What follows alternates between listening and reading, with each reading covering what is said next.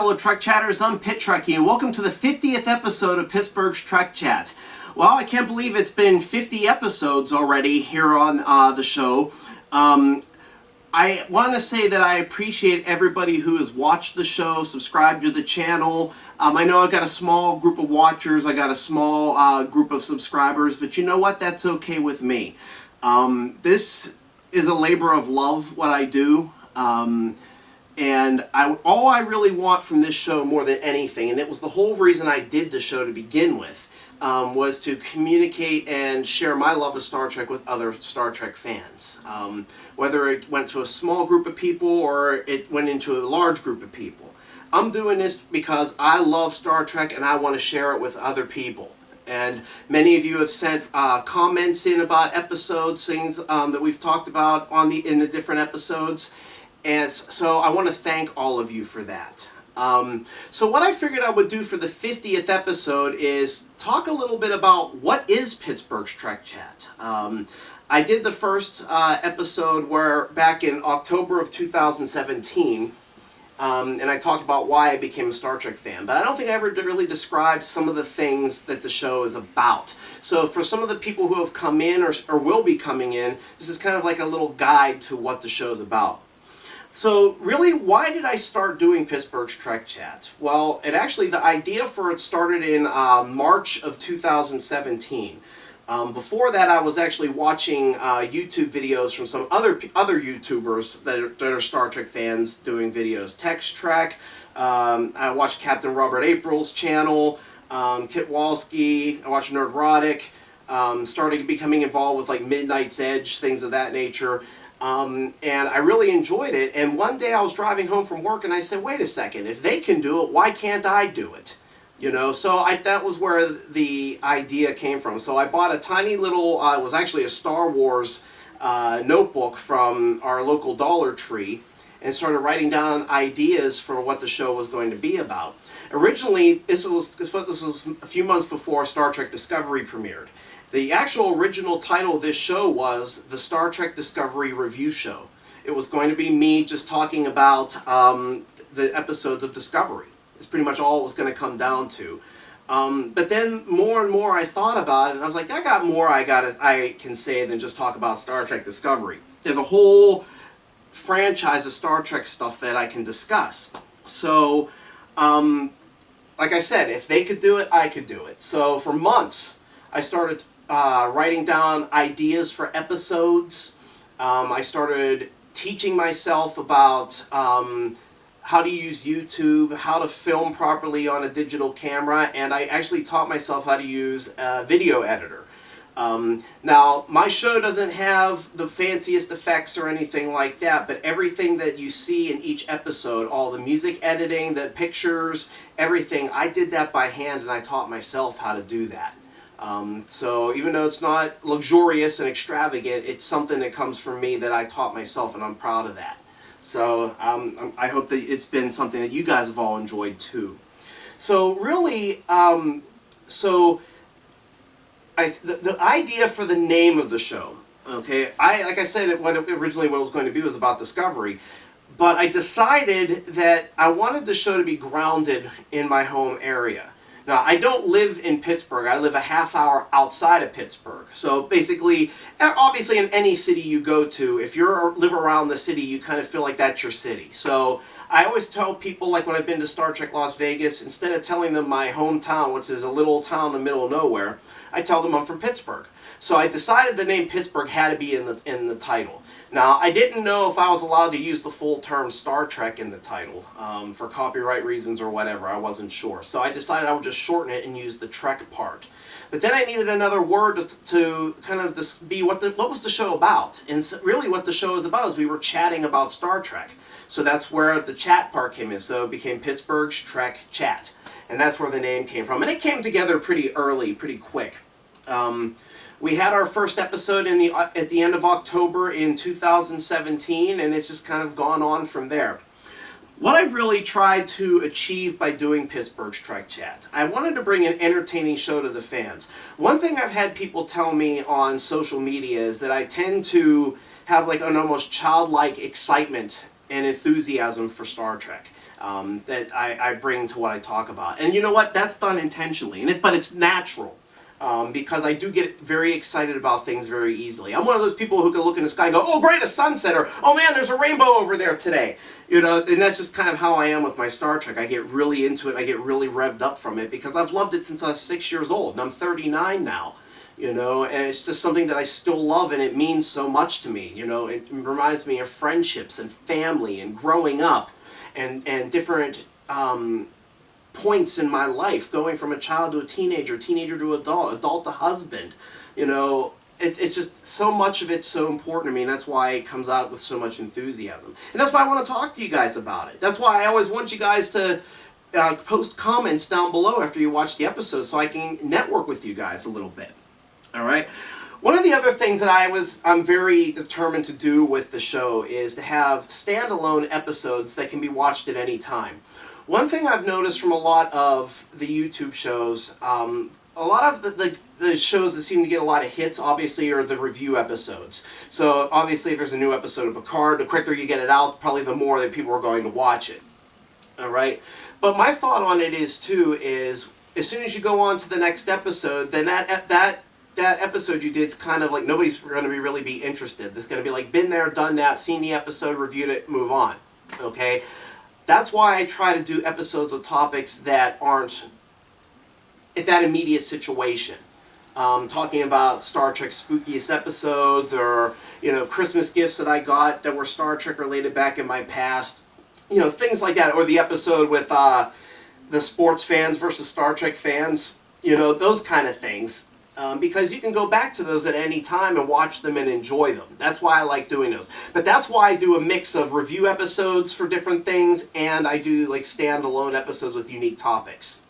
One other thing that I've really wanted to try and do with this show is to bring awareness to fan bullying. Now, obviously, Star Trek is not by itself when it comes to fans bullying each other, but it's really gotten out of hand. At this point. And it's like that with Star Wars and Doctor Who as well. But I always thought, and even though we're 21st century humans, I always felt that as Star Trek fans, we would try to be a little bit more enlightened in the way we treat people. And right from the get-go, right from the beginning of Star Trek Discovery being announced, right up to the point, to now, it's just been bullying. And it's not just people who dislike Discovery or people who love Discovery. They're both constantly bullying and battling each other, calling each other's names. You will not on this show hear me refer to any pro-Discovery fan as a Trekkie, and you will not hear me call anybody who's against Star Trek Discovery a hater. I think that those are exactly the same, equal in terms of words. They're both foul and disgusting, and there's no place for it. That's just the way I feel. And that's why I started a hashtag, which you see at the end credits of my show each week. It says hashtag Trekkies do not bully. Now, I didn't create that so that way it would go viral or anything like that. I created that hashtag because I wanted people just to kind of think about it for a little bit. You know what? You're right. We're Star Trek fans. We should be better than this. We talk about acceptance and edict and all of these things. But then the people that promote edict and whatever else are the first ones to bully, and usually the hardest ones, all in the name of edict, which really irritates me. And honestly, that's a lot of the reason why I've avoided like aligning myself with certain groups on social media. In particular, the hashtag We Are Starfleet on Twitter. That was an intentional choice that I made. I did that because I saw, even though I know the person who actually started that hashtag movement, and it was meant to be in a good place. But, like a lot of people do, people hijacked it and bullied in the name of hashtag We Are Starfleet. And I don't really see much of that today, but I'm not convinced that it's fully gone. So until I believe that the hashtag We Are Starfleet movement is bully-free, I won't support it. I won't put the hashtag up on my name on Twitter. I want no part of it. And it might seem mean, it might seem cruel, but that's the way I feel.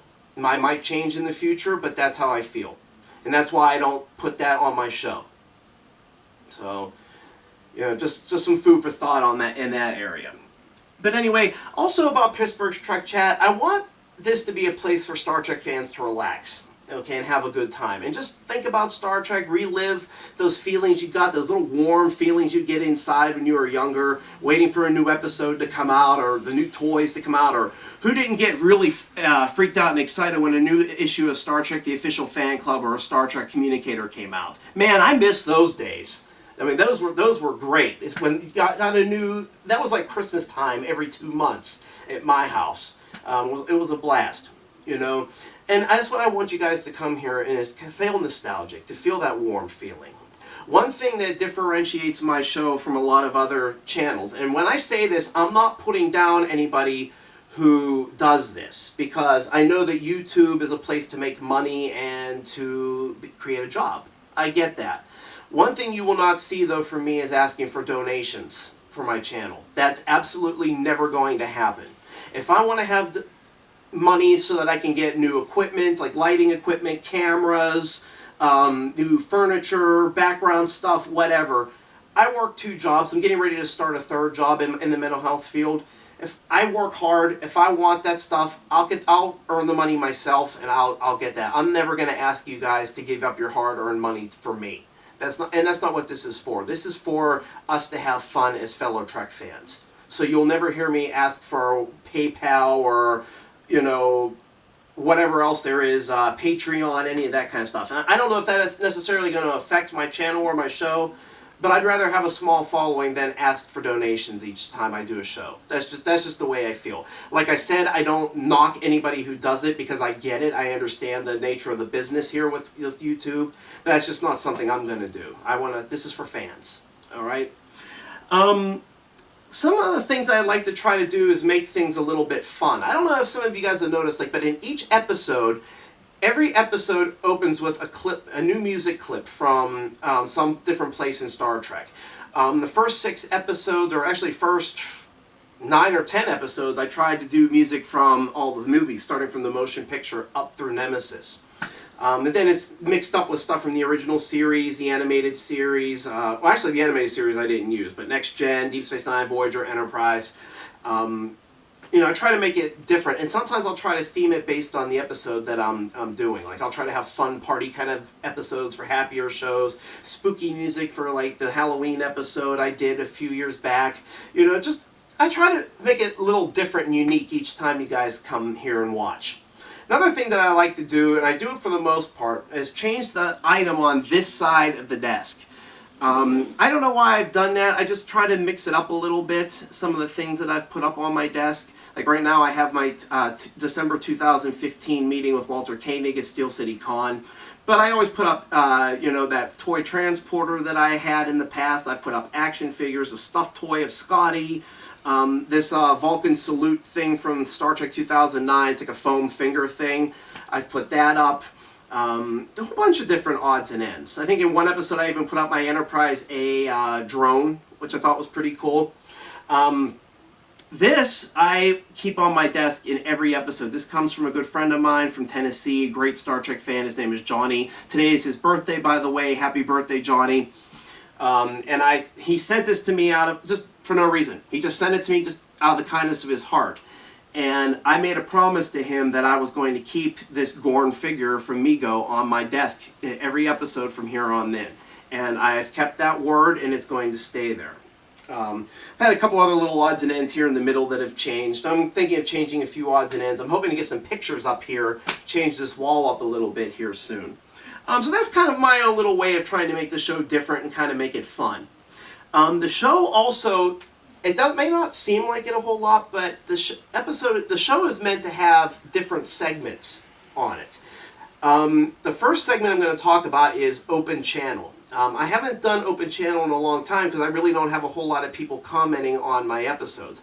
But the whole point of Open Channel was for me to, when I go into the next episode, right before the show ends, I would go over questions from the previous episode that I had done. So that's why I'm encouraging people to put comments below after they watch the episode. If you don't have, you have to have an account with YouTube to actually be able to do that. So even if you don't want to have a channel, I want to encourage you, sign up for YouTube so you can comment on not just my videos, but videos that are all over YouTube. All right? It's just, and you don't have to develop your own channel or content or anything like that, but it'll give you a chance to network with me and with other people, you know. But that's what Open Channel is, and I'd love to have that back. I also did a few what I called mini-sodes called Code 47 Transmission. I've only done 3 of them in the last 2.5 years. Really what they were 3-minute episodes where if there was some breaking news in the Star Trek universe, I would talk about it briefly for about 3 minutes, 4 minutes tops, something like that, and then ask for feedback on what your thoughts were on the news of that day. I haven't done that in a while. The Code 47 transmissions didn't really seem to go very far. It would only get like 10 viewers, 12 viewers at the most. So I just kind of let it go. But it's always something in the future that I could bring back. Another one that I really like, and this just kind of came to me one day because of all the bullying going on in Star Trek fandom, but I created a segment called Trekkies Gone Wild. And basically what it was trying to bring humor to some of the bullying stuff, but at the same time also exposing some of the nonsense that bullying really was. So what I did was for half the segment, I would show negative comments from pro-Discovery fans to anti-Discovery fans, and then vice versa, anti-Discovery fans to pro-Discovery fans, to give it a balanced view. Because I've always called myself a 50-50 Discovery fan, because there's a lot about the show I can't stand, but it is a fun show to watch on its own. Even though it doesn't, to me, it doesn't feel like Star Trek. It feels just, well, that's another episode, okay? It's not my cup of tea. It's not my cup of Earl Grey, okay? And, but I wanted to kind of bring knowledge to that both sides are just as guilty as doing this. I'm not taking a side, and I never will on this show, ever, okay? So, and I put it to the music of Finnegan from the original series episode Shore Leave, because it is goofy and stupid and ridiculous, and I just kind of thought that music fit the tone. So I'm going to try to bring that back a little bit as soon as I do more exploring of some fan bullying. The other segment that I've been doing, and it's with a good buddy of mine that I met online about 1.5 years ago. His name's Robert. He's from Arkansas, and he and I have become really, really close. So he is a fountain of Star Trek information, and got a lot of insight into things in the past. He's been a long-time Trek fan. And he and I have bonded over Star Trek the Motion Picture. We even did an episode review for the 40th anniversary of the motion picture. You can check that out. But we created a segment called Trekking Through Trek with Chris and Robert. So it's just us picking a topic in the Star Trek universe and randomly discussing it. So we've done 3 of those so far. Definitely Robert and I are going to do more. I'm trying to give Robert more the chance to kind of pick what we talk about in those episodes, just so you can have a little bit of fun with it. All right, so Robert, we should be doing that very soon, and I'm very grateful that I've had you as a co-host for those 3 segments, and I'm hoping for many, many more. All right, what would I like to see happen in the future with the show? Definitely, like I've already said, I'd like to see more viewer interaction. Like, I definitely would love to see more people commenting below so that I can get back. I promise you I'll get back to you about it, and if I can get a decent amount of comments that can actually put together a segment for Open Channel, I'll definitely do it in the following episode. I want to do that. Live streams. I would love to go live with the show from time to time. I'm not really familiar with all that. Ironically, me being a Star Trek fan, I am completely technology illiterate. Whatever little bit I have learned, though, like I said earlier, I taught myself. I filmed this show with a digital camera each time I film. All right, so that's pretty much all I know. So I would have to maybe get some feedback from you guys on how I can go live, what I would need to do that. And I'd also like to develop new segments. I want the show to be, like I said, much more interactive, and I'd like to come up with some fun and exciting segments that could better the show at this point. So that's really it. I guess before I go, I want to do a few shout-outs and thank yous. First of all, the fans who have told me are my #1 fans are my twin brother Matt and his wife Sarah. And I've been very thankful to them because I know they watch every single episode on their smart TV. They live down south because he's in the Navy. And so they've always watched my shows and give me feedback on what's going on. If it wasn't for Matt, part of the show wouldn't have initially happened. Because at the time that Discovery came out, I wasn't able to get CBS All Access. And what he did was he bought me an early birthday gift, $100 worth of gift cards for CBS All Access. And in his card, he said to me, he said, "Follow your dream." So I take that phrase very seriously now, and I use it anywhere I go. In my office at the job where I'm a social worker, I have it written on my marker board outside my door. I actually have Mr. Spock, a sticker of Spock on the marker board. It says, "Mr. Spock says," and that's what it says, "Follow your dream." And then at my new office at my private practice that I'm getting ready to start, I also put it up on a pegboard, "Follow your dream." All right. So Matt and Sarah, thank you very much for watching. It's been much appreciated. Thank you for being my self-proclaimed #1 fans. I already talked about my buddy Johnny. He's been supportive. He's watched. My friend Curtis from North Carolina. He's one of the first ones to always acknowledge that an episode has been made when I get it up on YouTube. He's a really wonderful dad, wonderful husband, just a wonderful man altogether. So thank you, Curtis, for watching as well and being supportive. Of course, my buddy Robert, us doing our segment together is a highlight for me. You have so much information and knowledge about Star Trek, and I love being able to talk about that with you.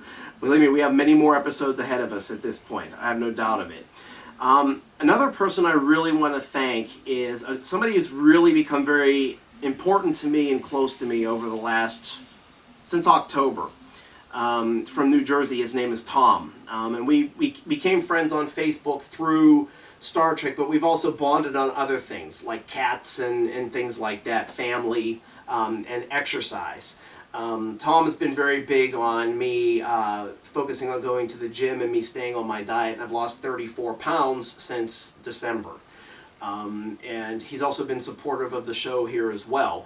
And I really value our friendship, Tom. I want you to know that. And I'm looking forward to many, many more fun and interesting chats with you, trust me.